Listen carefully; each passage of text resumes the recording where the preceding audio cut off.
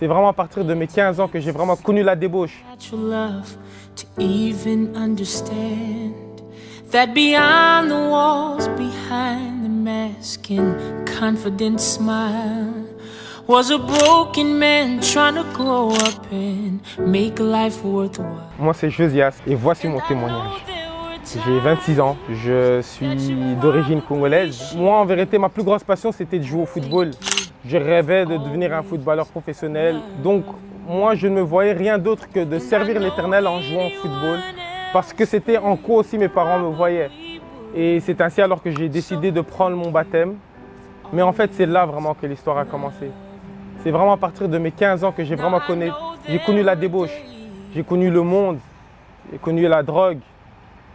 C'est à cet âge que j'ai connu les femmes. C'est à cet âge que j'ai connu l'argent sale. Et c'est alors que je me suis retrouvé avec un groupe d'amis qui m'ont beaucoup influencé dans le mal.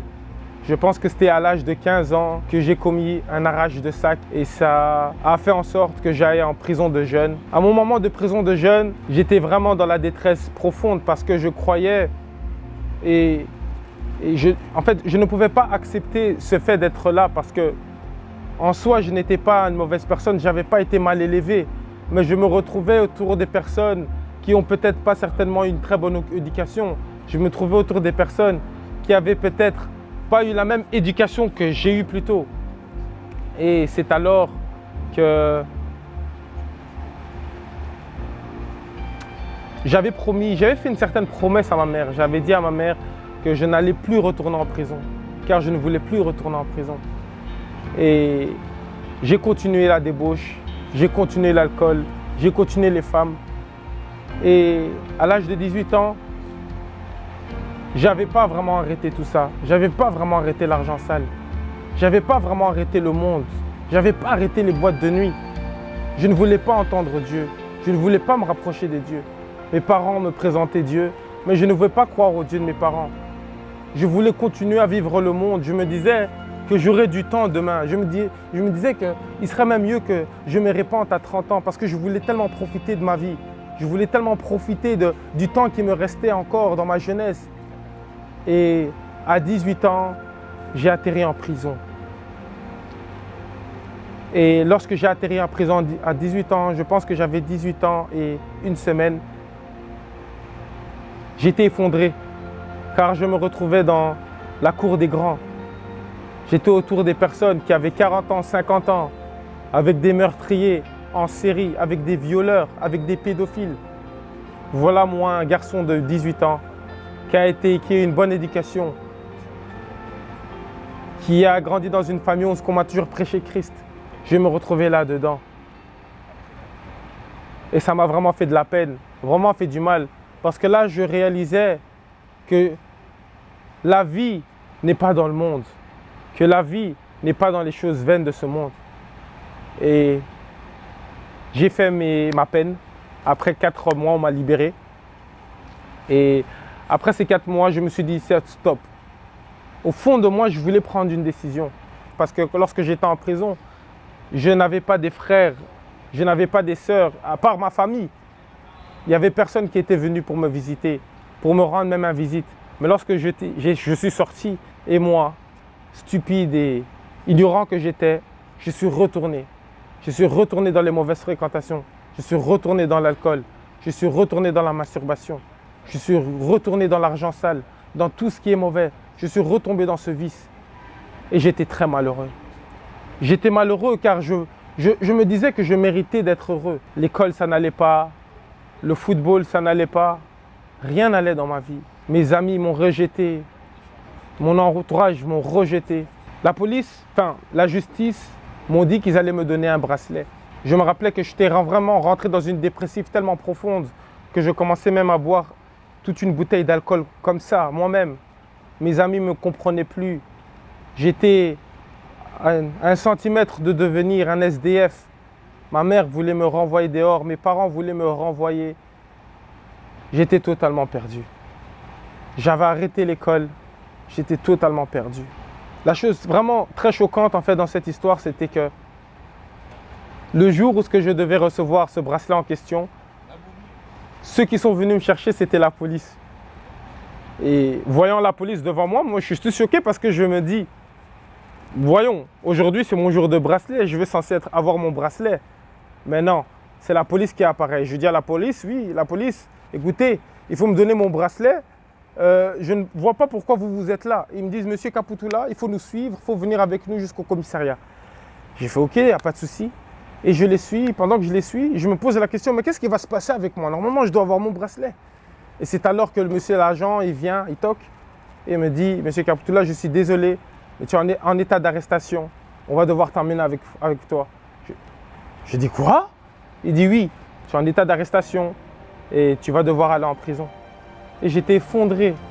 Moi qui avais promis à ma mère, qui a toujours cru en moi, de ne plus aller en prison. J'avais promis même à moi-même de ne plus remettre mes pas là-bas. Je me posais la question, mais qu'est-ce que j'ai fait pour y être? Qu'est-ce que j'ai fait pour être dans cette prison? Et c'est ainsi que je suis rentré en prison et je ne comprenais pas. Je me disais, mais Seigneur, mais pourquoi tu me ramènes ici? Seigneur, je t'avais promis dans mon cœur que durant les 1 mois de bracelet, j'allais être auprès de toi. Je n'ai rien fait pour être en prison. Et je me posais la question, mais qu'est-ce qui... Parce que je me disais, mais qu'est-ce que je fais là? J'étais un peu comme Jonas, dans le ventre du poisson, de la baleine plutôt, pour comprendre l'appel de Dieu. Car j'avais tant des années, j'avais refusé l'appel de Dieu, je ne voulais pas me rapprocher de Dieu. Et c'est ainsi qu'en prison, j'ai compris que c'était Dieu qui m'appelait. J'ai compris que c'était Dieu qui me tendait la main. Et ça a duré 3 jours. Le 4e jour, je suis sorti. Et lorsque je suis sorti, 2 semaines après, j'aurai eu mon bracelet. Et j'avais dit, Seigneur, ok, t'as gagné. T'es plus fort que moi. Tu m'as eu. Tu m'as ramené en prison. J'ai totalement rien fait. J'arrive plus. Je suis au bout de ma vie. Durant ces 1 mois de bracelet, je veux que tu me visites. Parce que plusieurs fois, j'avais essayé de me rapprocher de Dieu, mais c'était des va-et-vient. Je me repentais, je retombais, je me repentais, je me retombais. Limite, j'avais cru qu'en vérité, il n'y avait pas moyen en vérité de se rapprocher de Dieu. J'avais cru que c'était un mensonge. J'avais cru que la vie chrétienne, c'est de l'escroquerie. C'est impossible de se rapprocher de Dieu parce que j'avais fait tant d'efforts. Mais la solution, c'est le Saint-Esprit. Et j'avais dit, Saint-Esprit, durant ces 1 mois, je veux te rencontrer. Je veux avoir une rencontre personnelle avec toi. Et c'est ainsi, le 28 mai 2018, j'ai complètement donné ma vie au Seigneur. Et tout est allé vite.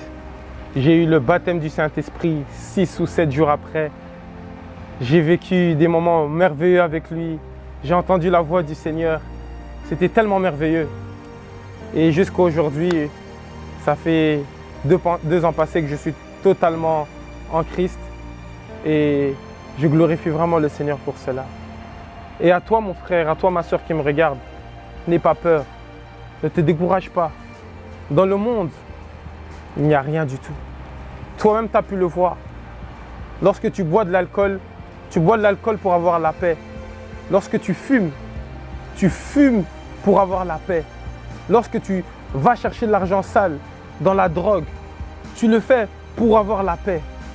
Mais j'aimerais te dire que lorsque tu n'en as plus, tu n'as plus la paix. Parce que ce n'est pas ces choses-là qui donnent la paix.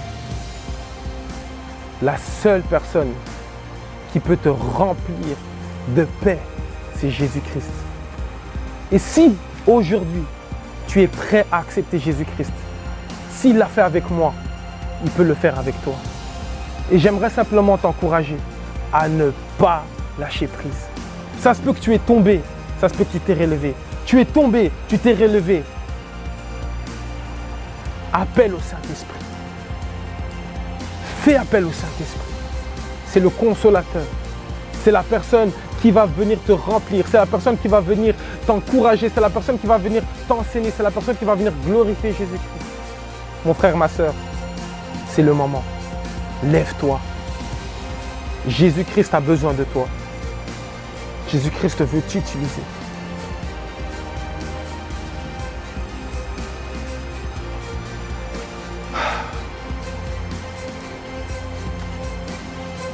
Il a un plan merveilleux pour ta vie.